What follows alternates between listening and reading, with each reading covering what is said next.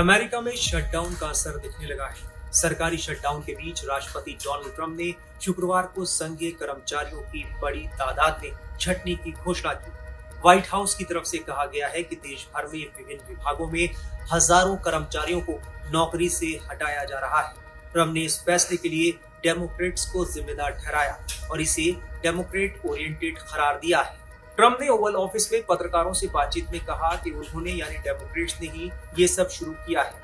राष्ट्रपति के मुताबिक डेमोक्रेट्स के रवैये की वजह से उन्होंने ये कदम उठाया। फिलहाल ये साफ नहीं है कि कुल कितने कर्मचारियों की छंटनी की जा रही है, लेकिन विभिन्न विभागों के प्रवक्ताओं ने बताया कि छंटनी की प्रक्रिया treasury department, US health agency, internal revenue service, department of education, वाणिज्य विभाग और डिपार्टमेंट ऑफ होमलैंड सिक्योरिटी के साइबर सिक्योरिटी डिवीजन में जारी है। ट्रंप प्रशासन ने पहले ही इस साल करीब 3 लाख संघीय सिविल कर्मचारियों की तादाद घटाने का अभियान शुरू किया था। इस कदम को सरकार के डाउन साइजिंग कैंपेन का हिस्सा बताया गया था, जिसे अब शटडाउन के दौरान तेजी से लागू किया जा रहा है। रिपब्लिकन पार्टी के पास कांग्रेस के दोनों सदनों में बहुमत है, लेकिन सरकार के संचालन के लिए फंडिंग से जुड़ा कोई भी बिल पास करने के लिए सीनेट में डेमोक्रेट्स के वोट जरूरी है।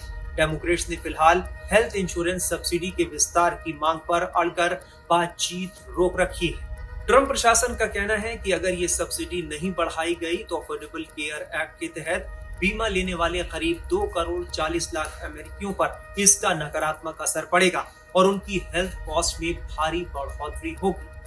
शटडाउन के 10वें दिन तक ट्रंप बार-बार चेतावनी दे चुके हैं कि अगर डेमोक्रेट्स अपनी मांगों पर अड़े रहे तो सरकार में और व्यापक स्तर पर छंटनी की जा सकती है। उन्होंने संकेत दिया कि प्रशासन का फोकस उन विभागों पर रहेगा जिनका समर्थन मुख्य रूप से डेमोक्रेट्स करते हैं। आमतौर पर शटडाउन जैसे हालात में कर्मचारियों को फर्लो यानी बिना सैलरी की छुट्टी पर भेज दिया जाता है।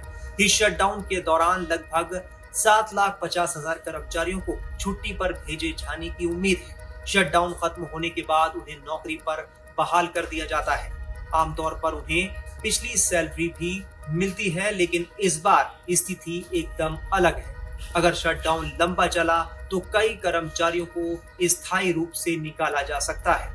व्हाइट हाउस के बजट विभाग के प्रवक्ता एंड्रयू निक्सन ने बताया है कि जिन्हें छुट्टी पर भेजा गया है, छंटनी उनमें से ही की गई है। ट्रंप को रोकने के लिए श्रमिक यूनियनों ने मुकदमा कर रखा है। इस मामले पर संघीय जज 16 अक्टूबर को सुनवाई करेंगे। नियम के मुताबिक छंटनी के लिए सरकार को 60 दिन का नोटिस देना जरूरी होता है। हालांकि इसे घटाकर 30 दिन किया जा सकता है।